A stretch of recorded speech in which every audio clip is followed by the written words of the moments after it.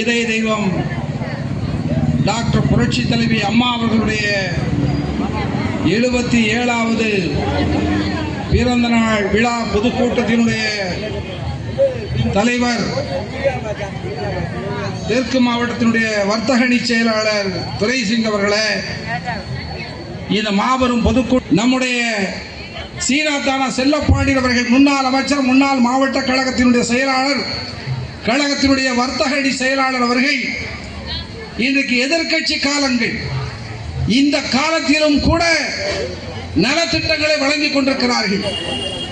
அவர் ஆட்சி பொறுப்பில் இருக்கின்ற பொழுது, அமைச்சராக இருக்கின்ற பொழுது லட்சக்கணக்கான மதிப்புள்ள பொருள்களை மக்களுக்காக கொடுத்தார்கள்.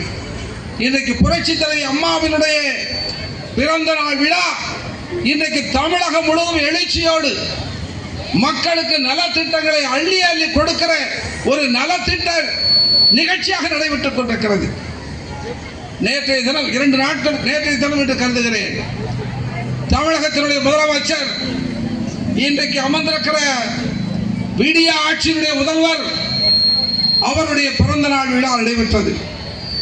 இதே போன்று எந்த பொதுக்கூட்டத்திலாவது நலத்திட்டங்களை வழங்கினார்களா?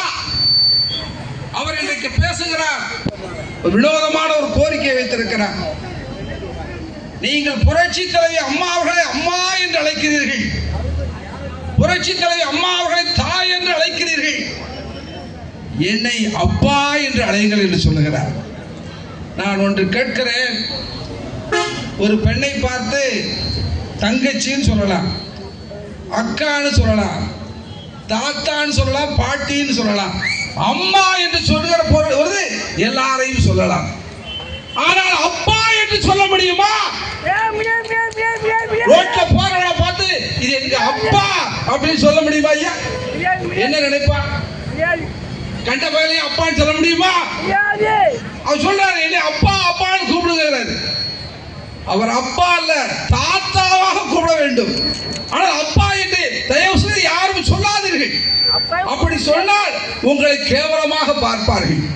இன்னைக்கு ஸ்டாலின் கேட்கிறான், கெஞ்சி கேட்கிறான், என்னை அப்பா அப்பான்னு கூப்பிடுங்க. புரட்சி தலைவி அம்மா அவர்கள் என்றைக்கும் என்னை அம்மா என்று கூப்பிடுங்கள் என்று எந்த காலகட்டத்தில் சொல்லவில்லை. Not only Tamil Nadu, but also all the world, அம்மாவை அம்மா அம்மா என்று அழைத்தார்கள். அம்மா என்று அழைக்கிற தகுதி புரட்சி தலைவி அம்மா அவர்கள் ஒருவர்கள் தான் உண்டு. அப்பா என்று அழைக்கிற தகுதி உனக்கு இல்லை. We don't say you as your father. சொன்னா கேவலமா நினைப்பான். என்ன கோரிக்கை வைக்கிறான் பாருங்க. கடைசியில அகஸ்டின் அழகா பேசினார். இன்றைக்கு தமிழ்நாடு புரட்சி தலைவி அம்மாவினுடைய காலத்திலே, புரட்சி தலைவர் எம்ஜிஆருடைய காலத்திலே, தங்க தமிழன் எடப்பாடியார் அவருடைய காலத்திலே தொழில்துறை அனைத்து துறைகளையும் முன்னணியிலே இருந்தது. ஆனால் இன்றைக்கு தமிழ்நாடு ஒரே ஒரு துறையில வேகமாக முன்னேறி கொண்டிருக்கிறது. அந்த துறைதான் கற்பழிப்பு. கற்பழிப்பு கற்பழிப்பு. நீங்க பத்திரிகையை பாருங்க, அழகா பேசினாங்க.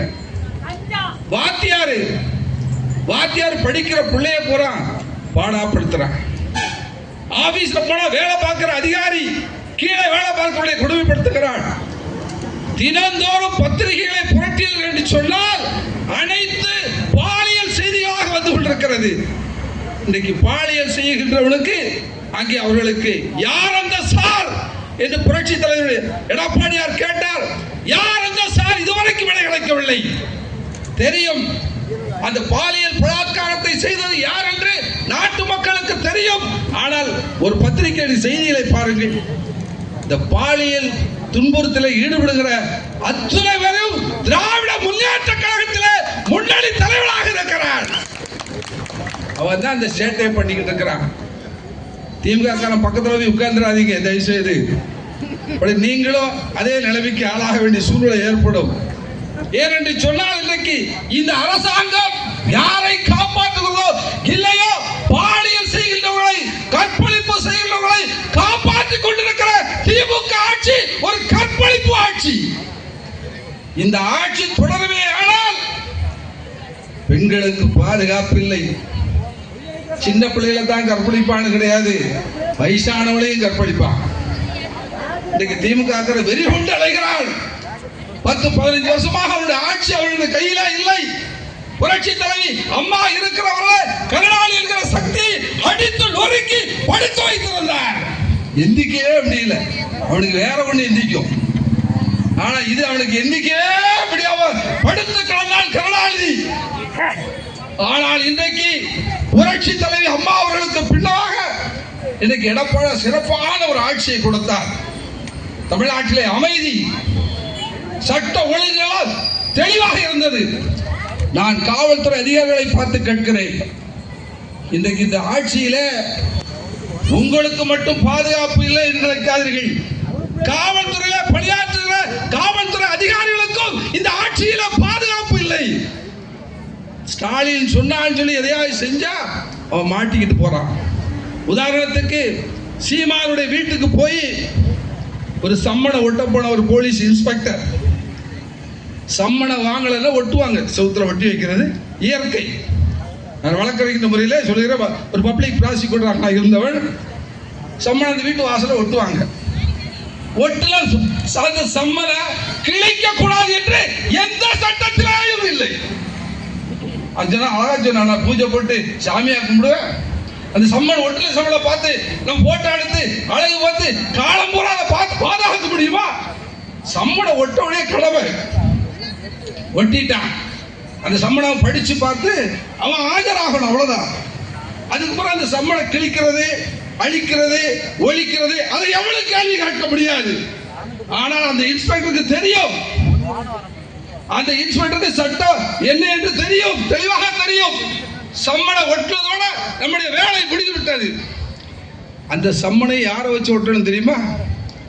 அந்த பகுதியில் இருக்கக்கூடிய வில்லேஜ் அட்மினிஸ்ட்ரேட்டிவ் ஆபீசர், கிராம நிர்வாக அதிகாரி தான் அவர் முன்னிலையே தான் சம்மனை ஒட்டணும். நான் எதையுமே இவங்க பயன்படுத்தல. அந்த வாட்ச்மேனை பிடிச்சு அடிக்க போறாங்க, அடிக்கிறாங்க.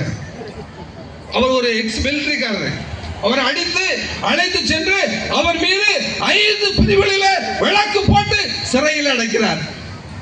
இன்னைக்கு அதை யார் பேஸ் பண்ண போறா?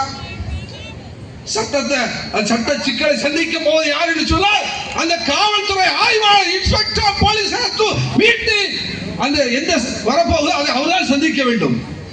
அதனுடைய வரக்கூடிய எல்லா விளைவுகளையும் அவர் சந்திப்பார்.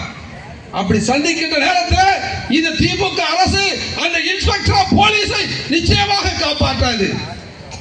அண்ணா திமுக ஆட்சியில, குறிப்பாக புரட்சி தலைவி அம்மாவினுடைய ஆட்சியில இந்த காவல்துறை ஸ்காட்லாந்து யார்டு என்று சொல்லக்கூடிய அமெரிக்காவில் இருக்கிற அந்த காவல்துறைக்கு இணையாக இருந்த ஒரு காவல்துறை. இன்னைக்கு காவல்துறை கேவலப்படுத்துறான். காவலாளி கூட கைகட்டி நிற்கிறான். கண்டவெல்லாம் காவல்துறை அடிக்க ஆரம்பிச்சு விட்டான். திமுக பத்திரிகை செய்திகளை பாருங்கள். சாதாரண வட்ட செயலாளர் இருந்து குட்ட செயலாளர் வரை காவல்துறை அதிகாரி கையிலிட்டு அடிக்கிற ஒரு கேவலமான ஆட்சி நடைபெற்றுக் கொண்டிருக்கிறது. ஆகவே நான் காவல்துறை அதிகாரிகளை பார்த்து கேட்கிறேன், யாரை நம்பி போங்க. இந்த ஸ்டாலினை நம்பி எந்த இடத்திற்கு போய் கடைசியில உங்களுடைய வாழ்க்கை நீங்கள் தெருவில் வருகிற ஒரு நிலவு நிச்சயமாக ஏற்படும். அதை நீங்கள் தவிர்த்துக் கொள்ளுங்கள். அதற்காகத்தான் நான் குறிப்பாக சொல்லுகிறேன். இன்றைக்கு அன்பு தம்பி ஆர் ராஜா வருகின்ற பொழுது ஒரு கதை சொன்னார். நாடு முழுவதும் கெட் அவுட் மோடி என்று சொல்கிறார்கள், நாடு முழுவதும் கெட் அவுட் ஸ்டாலின் என்று சொல்கிறார்கள். நீங்கள் தூத்துக்குடியில get out Geetha Jeevan, get out Geetha Jeevan, get out Geetha Jeevan சொல்லுங்க. எல்லாரும் சொல்லணும், கீதா ஜீவன் ஓடி போ. அவசியம் அழகா சொன்னார். தமிழ்நாட்டு தலைமையில கருணாநிதி, அவருடைய மகன் மு.க. ஸ்டாலின், அவருடைய மகன் உதயநிதி ஸ்டாலின் எனக்கு ஒரு சில்லாட்டம் வந்திருக்காங்க. நிதியை நான் பாடுபட்ட அந்த நிகழ்வுகளை இன்னைக்கு ரிப்பன் வெட்டிக்கிட்டு இருக்கிறார். ஸ்டிக்கர் ஆட்சி இந்த ஆட்சி. நாம கட்டில சீனாத்தான செல்லப்பாண்டி பேர் கல்வெட்டுல இருக்கு. அதை மறைச்சு இவன் ஸ்டிக்கரை போடுறான், கீதா ஜீவன் போடுறான், கனிமொழி போடுறான்.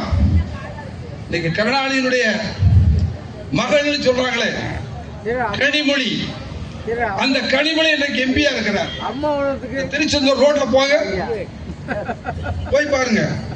திருச்செந்தூர் கோயிலுக்கு உலக நாடுகளில் இருந்து பக்தர்கள் வருகிறார்கள். சிங்கப்பூரில் இருந்து வருகிறான், அமெரிக்காவில் இருந்து வருகிறான், டெல்லியில இருந்து வர்றான், யூபியில இருந்து வரான், கேரளாவில் இருந்து வரான், கர்நாடகத்தில் இருந்து வருகிறான், அருணாச்சல பிரதேசத்தில் இருந்து வருகிறான். ஓடு போக முடியுமா? குழந்தை பிறகு 8 மாசம் இருக்கிறவங்க சிசரியெல்லாம் பண்ண வேண்டாம். இந்த திருச்செந்தூர் ரோட்டு ஒரு ரவுண்டு அப்படி அடிச்சுட்டு வாங்க, பைசா சொல்லலாம், பிரசவம் ஆயிரும், வண்டிக்குள்ளே ஆயிரும். டாக்டர் வேண்டாம், சிசரியன் பண்ண வேண்டாம், மருந்து வேண்டாம், மாத்திரைகள் வேண்டாம். திருச்செந்தூர் ரோட்டில் 1 மணி நேரம் பயணம் செய்தால் இலவசமாக பிரசவம் பார்க்கப்படும். தான் ஆட்சியினுடைய அவலம். கேளிக்காக கிண்டலுக்காக சொல்வதை நடக்கிறது. எந்த ரோடு இருக்கிறது பாருங்க. இவருடைய அமைச்சராக இருக்கின்ற பொழுது போட்ட ரோடுகளை தவிர புதிதாக ஏதாவது ஒரு திட்டம் இந்த அமைச்சராக மேயர்களாக கனிமொழியாக கொண்டு வரப்பட்டிருக்கிறதா, செயல்படுத்தப்பட்டிருக்கிறதா? போலியான அரசாங்கம். Cheating government of Tamil Nadu is Stalin government. ஏமாற்று வித்தை கையில வைத்திருக்க ஒரு சீட்டிங் கவர்மெண்ட் ஸ்டாலின் கவர்மெண்ட். ஏமாத்துற தவிர அவனுக்கு வேற எதுவுமே தெரியாது. நான் கேட்கிறேன், மிஸ்டர் ஸ்டாலின், இந்த டோப்பாவை கழட்டி வச்சுட்டு ஒரு நாள் நீங்க மக்களை சந்திங்க, டெய்லி பேக்கப், திறந்த ஒரு கண்ணாடி, அப்பான்னு சொல்லணும், அதுக்கு பெரிய கண்ணாடி போட்டு தயவு செய்து அவன் சொன்னான்னு சொல்லி அப்பான்னு சொன்னீங்கன்னா நம்ம பக்கத்து வீட்டுக்காரங்க உங்களை கவனமா நினைப்பான். ஆகவே இந்த சில பள்ளி அவர்கள் பேசுவார்கள், அதற்காக நான் பேசி முடிக்க ஆசைப்படுகிறேன்.